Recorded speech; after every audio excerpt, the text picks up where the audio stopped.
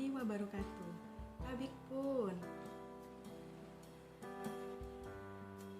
Halo anak-anak, perkenalkan, nama Ibu Lintang Ajeng Astrini. Ibu biasa dipanggil dengan nama Ibu Lintang. Ibu di sini akan memberikan materi mata pelajaran pendidikan Pancasila dan kewarganegaraan. Di kelas 11, kalian akan mempelajari materi pendidikan Pancasila dan kewarganegaraan ada 6 bab. Untuk semester 1, kalian akan mempelajari pendidikan Pancasila dan kewarganegaraan ada 3 bab. Untuk bab yang pertama adalah harmonisasi hak dan kewajiban asasi manusia dalam perspektif Pancasila. Untuk bab yang kedua adalah sistem dan dinamika demokrasi Pancasila. Bab yang ketiga adalah sistem hukum dan peradilan di Indonesia. Lanjut, kita masuk pada materi bab pertama, yaitu harmonisasi hak dan kewajiban asasi manusia dalam perspektif Pancasila. Materi yang pertama, poin A, kita akan membahas tentang makna hak asasi manusia dan makna kewajiban asasi manusia.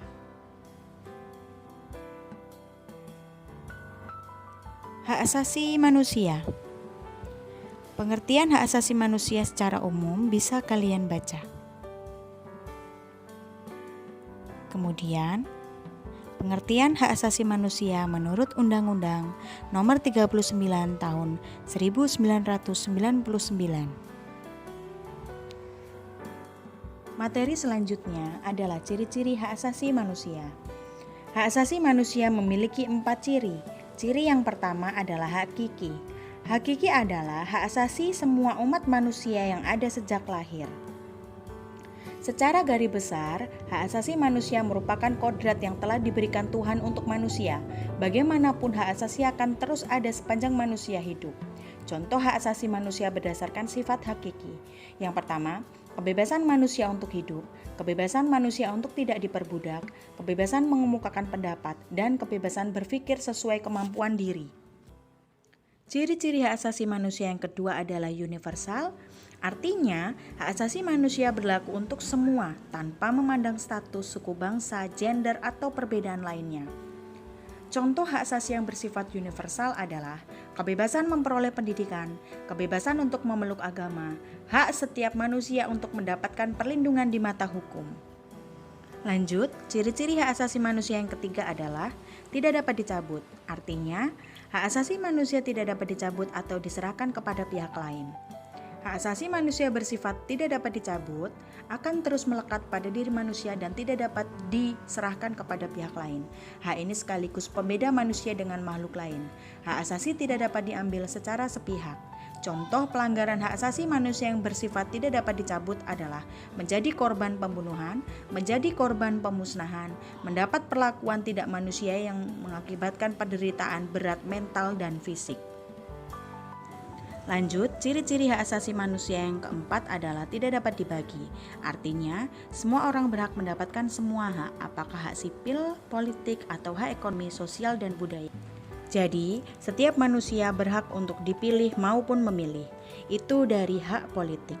Atau, setiap manusia berhak untuk mendapatkan pekerjaan. Dan setiap manusia berhak untuk mendapatkan budayanya masing-masing. Atau, setiap manusia berhak untuk melestarikan budayanya masing-masing. Materi selanjutnya adalah konsep kewajiban asasi manusia. Kewajiban secara sederhana diartikan sebagai segala sesuatu yang harus dilaksanakan dengan penuh tanggung jawab. Selanjutnya, Ibu akan memberikan 2 contoh gambar. Contoh tersebut adalah contoh kewajiban asasi manusia. Silakan amati gambar di bawah ini. Gambar tersebut adalah contoh kerja bakti antar masyarakat dan kerja bakti antar siswa. Dari gambar tersebut memberikan gambaran bahwa selain mendapatkan hak, setiap orang juga mempunyai kewajiban. Kalian tentunya juga mempunyai kewajiban. Sebagai seorang anak, kalian harus melaksanakan perintah orang tua. Misalnya, membantu membersihkan lingkungan rumah. Dan sebagai seorang pelajar, kalian dituntut untuk mematuhi tata tertib sekolah. Misalnya, melaksanakan tugas piket kebersihan. Dan sebagai anggota masyarakat, kalian juga harus mematuhi norma-norma yang berlaku di masyarakat. Misalnya, ikut serta dalam kegiatan kerja bakti di lingkungan masyarakat. Begitu pula sebagai warga negara, kalian juga mempunyai kewajiban untuk melaksanakan semua ketentuan atau peraturan perundang-undangan yang berlaku. Misalnya, membayar pajak. Materi selanjutnya adalah substansi hak dan kewajiban asasi manusia dalam Pancasila.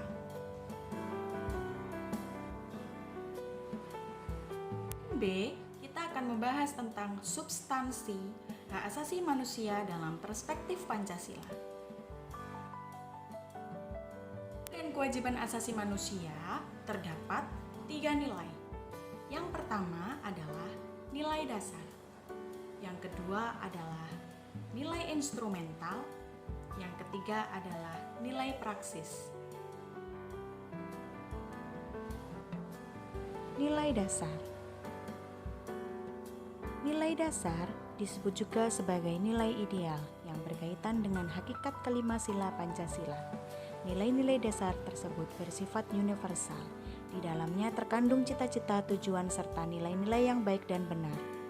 Penjabaran antara HAM dengan kelima sila ialah sebagai berikut. Sila pertama, ketuhanan yang Maha Esa, menjamin hak kemerdekaan untuk memeluk agama, melaksanakan ibadah, dan menghormati perbedaan agama.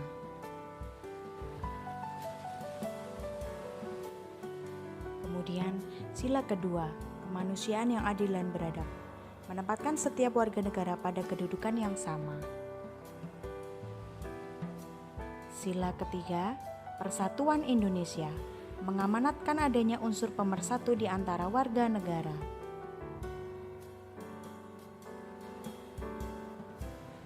Sila keempat, kerakyatan yang dipimpin oleh hikmat kebijaksanaan dalam permusyawaratan perwakilan, dicerminkan dalam kehidupan pemerintahan bernegara dan bermasyarakat yang demokratis. Sila kelima, keadilan sosial bagi seluruh rakyat Indonesia, mengakui hak milik dan jaminan sosial secara perorangan yang dilindungi oleh negara. Selanjutnya, nilai instrumental. Nilai instrumental merupakan penjabaran dari nilai-nilai dasar yang sifatnya lebih khusus. Berikut adalah penjabaran dari nilai instrumental. Silahkan dibaca.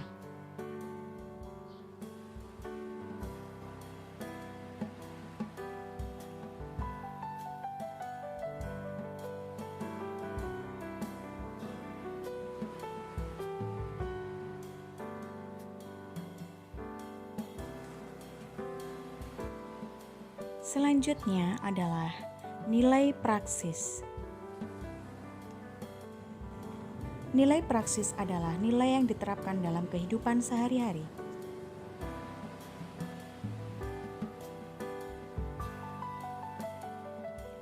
Berikut adalah penjabaran dari nilai praksis. Sila pertama, ketuhanan yang Maha Esa. Selanjutnya, sila kedua, kemanusiaan yang adil dan beradab.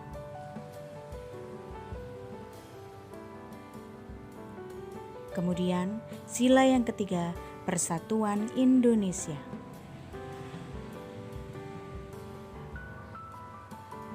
Sila yang keempat, kerakyatan yang dipimpin oleh hikmat kebijaksanaan dalam permusyawaratan dan perwakilan. Dan yang kelima, sila keadilan sosial bagi seluruh rakyat Indonesia.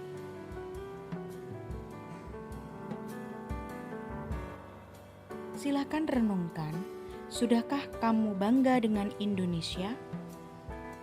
Suatu hari nanti, saat kedua kaki kokohmu berdiri, bukan di tanah Indonesia, saat rumah mewahmu bukan ada di Indonesia, saat pekerjaan yang kamu perjuangkan tidak untuk Indonesia, dan saat kamu menyadari bahwa bendera merah putih di langit Amerika sana adalah bendera Indonesia, kamu terdiam cukup lama. Lalu, tanpa menghapus air mata kamu bicara, "Aku rindu Indonesia." Jadi, Ibu tegaskan kepada peserta didik generasi muda, mulai saat ini, amalkan sila-sila Pancasila. Amalkan sila-sila Pancasila tersebut dalam kehidupan sehari-hari. Tanamkan pada diri kalian masing-masing supaya negara kesatuan Republik Indonesia tidak akan pernah dijajah oleh negara lain. Oke anak-anak, Ibu rasa cukup pada pertemuan kali ini. Kita lanjut minggu depan pada pertemuan yang kedua. Ibu akhiri, wassalamualaikum warahmatullahi wabarakatuh.